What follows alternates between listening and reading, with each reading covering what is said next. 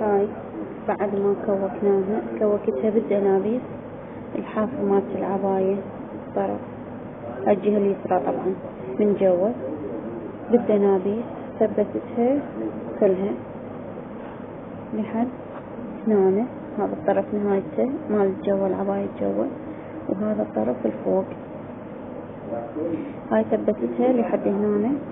هاي لا مكوكتها بخيط ابيض.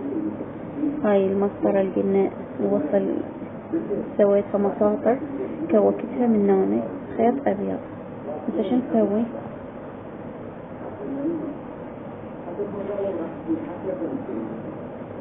هسه نبدي نخيط من جوا. نبدي طبعا الخيط مطبوبة من هنا من جوا.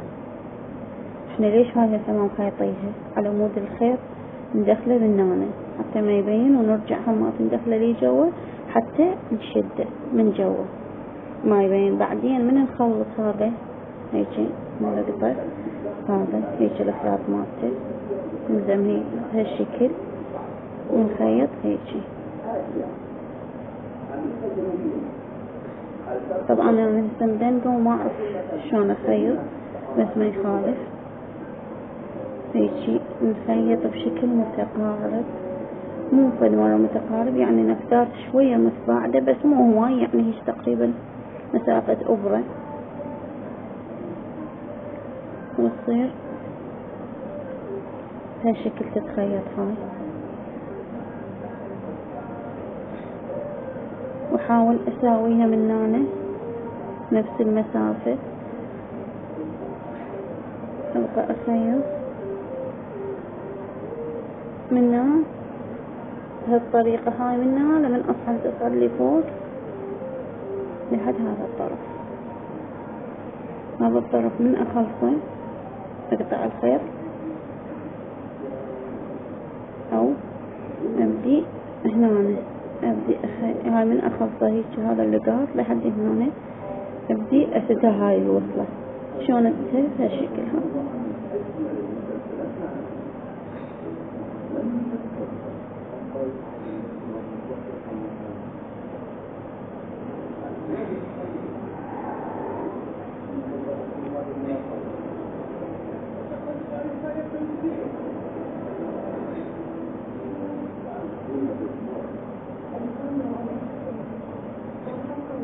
الخيط طبعا منفرد ما ينطبق.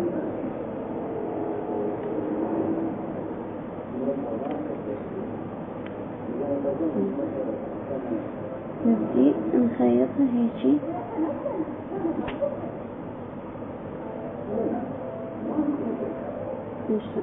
تنبوش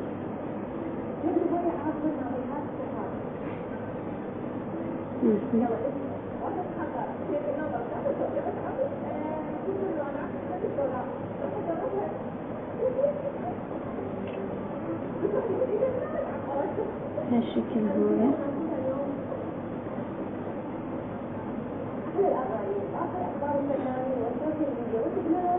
نيجي تصير متباعدة بس بشكل ناعم، يعني ما اخذ هواية الغردة، ما اغرسها كلش قوي حتى ما تبين من هناك بشكل كبير، يعني تصير هيجي ماخذ صغار كلش ناعم. ادخل الابرة على كيفي حتى ما تبين انه ماخذت لي مسافة، ما صار نشاز، لا اسويها ناعمة.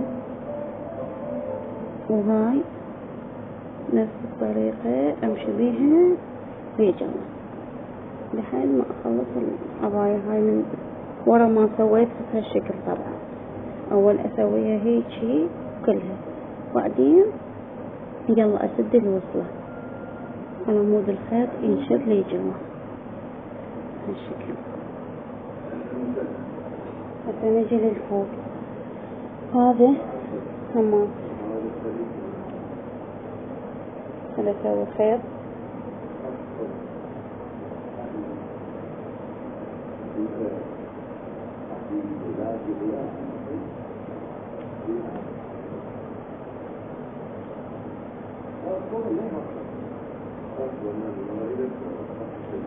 راح نبدي نخيط من هنا همات هيجي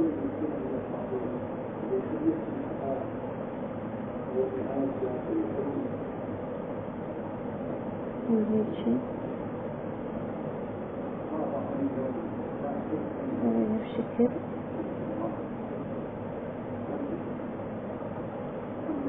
سأصور هاي الخياط صار واضح.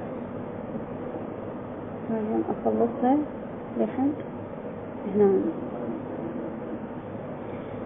أبدي هم أصعد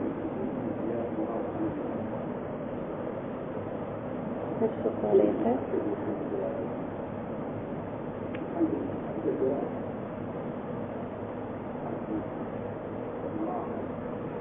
يبقى هذا كله هذا الشكل، هذا الناعم لحد هنا، لحد أقيس شبر، يصير شبر. الدور أبدي أكبر النبذات، أكبرها لأن هذا راح يصير جوا الشد ما يبين، يصير تكويك. هيجي دور أكبر النبذات على مود، بعدين من أشد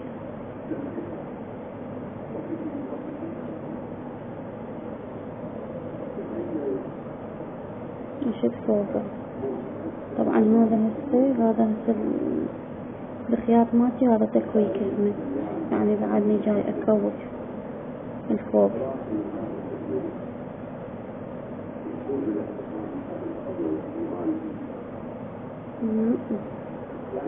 شوفوا المسافات شلون متباعدة بشكل مرتب، وأكون كلش حريصة إنه ما أنزل الخيط لهنا، لأن بعدين يبين، أخليه بس جوا الشد يصير، ولا يعني أسحب الخيط قوي، لأن هذا العباية من تسحبين الخيط قوي راح تشنج.